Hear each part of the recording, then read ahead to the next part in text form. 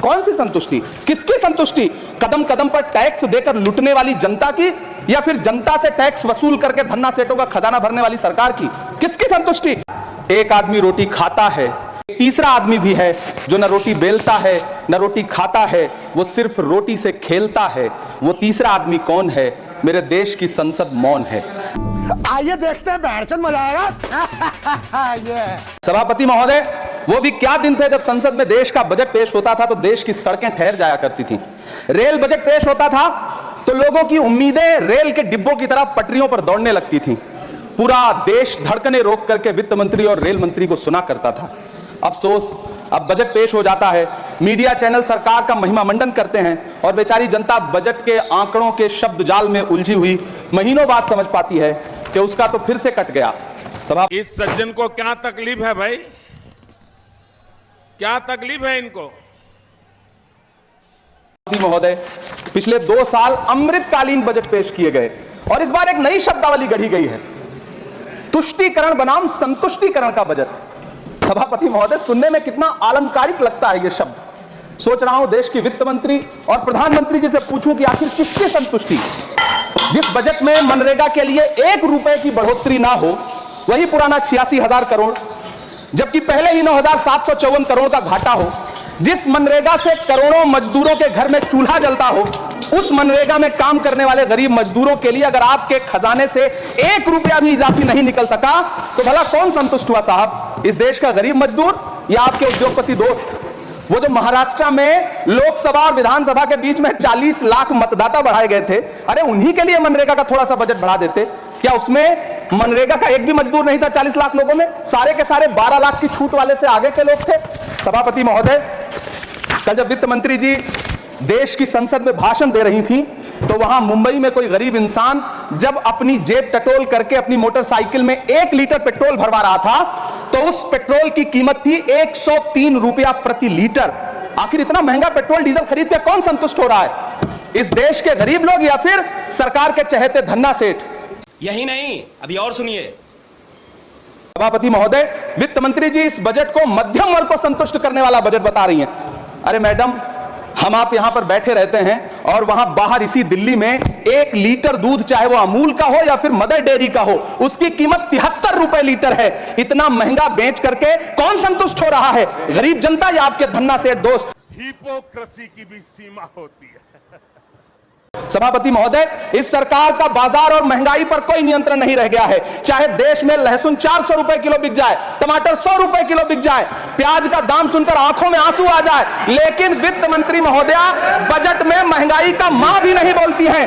बच्चों की किताब और पेंसिल तक पर टैक्स लगाने वाले ये फंस गया सीएम।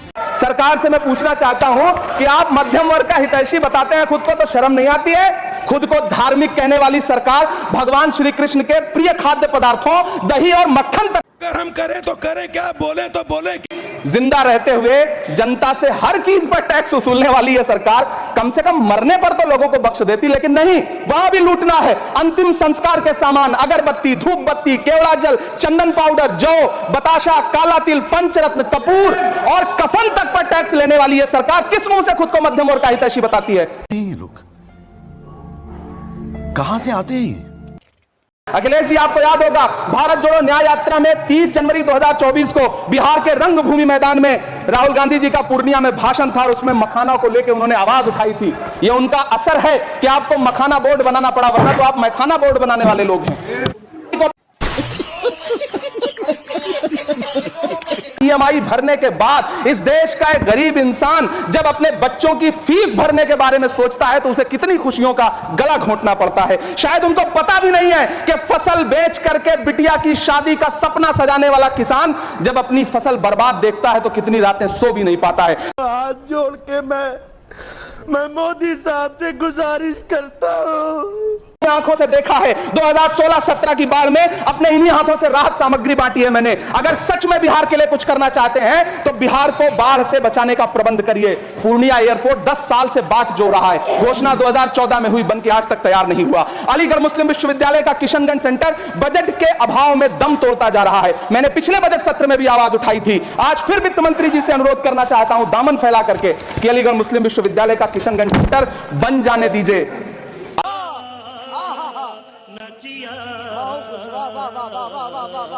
सभापति महोदय, शायद वो कभी इस पीड़ा को समझ ही नहीं पाएंगी कि परिवार के किसी एक सदस्य को कैंसर जैसी बीमारी हो जाए तो घर और जमीनें गिरवी रख उठती हैं, लेकिन इलाज नहीं हो पाता। यही नहीं, अभी और सुनिए।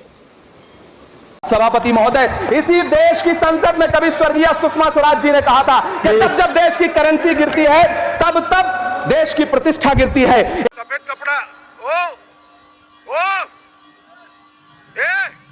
काश ये बजट बीपीएससी के पेपर लीक की शिकायत करने वाले नौजवानों पर बरसती हुई पुलिस के लाठियों पे जख्मों पर मरहम लगा पाता। सभापति महोदय, पिछले 80 दिन से 70 साल का एक बुजुर्ग एमएसपी की लीगल गारंटी मांगता हुआ आमरण अनशन पे बैठा हुआ है। काश ये बजट किसान नेता जगजीत डल्लेवाल की टूटती हुई सांसों की पीड़ा सुन पाता।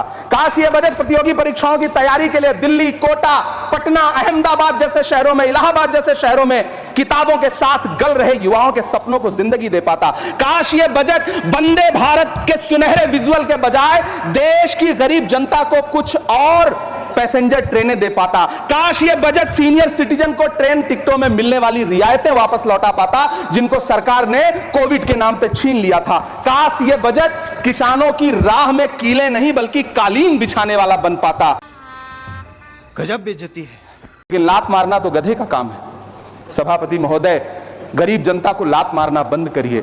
यह अमीरों के लिए बनाया गया बजट है, यह निराशाजनक बजट है। हम अमृतकाल सुनते आ रहे थे, यह अमृतकाल इतनी जल्दी समाप्त हो गया कि अब मैं इस सदन में खड़ा होकर के देश की वित्त मंत्री महोदया से कहना चाहता हूं कि आपने अल्पसंख्यकों के बजट में जो कटौती की है उसको बहाल करिए। आपने मनरेगा को जो स्थिर रखा है उसका घाटा 9,754 करोड़ है, कम से कम उतना बढ़ा करके फिर से उसे बहाल करिए। नौजवानों के लिए रोजगार दीजिए, किसानों को एमएसपी की लीगल गारंटी दीजिए।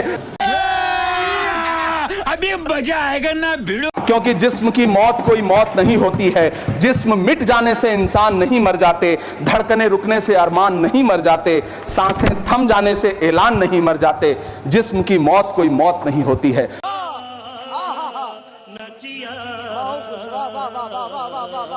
मजा आया और मैं ये जो मजा है हिंदुस्तान के हर व्यक्ति को देना चाहता हूं। मेरा ये चैनल सब्सक्राइब करें और मेरे हर अपडेट आपको मिले, इसके लिए बेल आइकन जरूर दबाइएगा।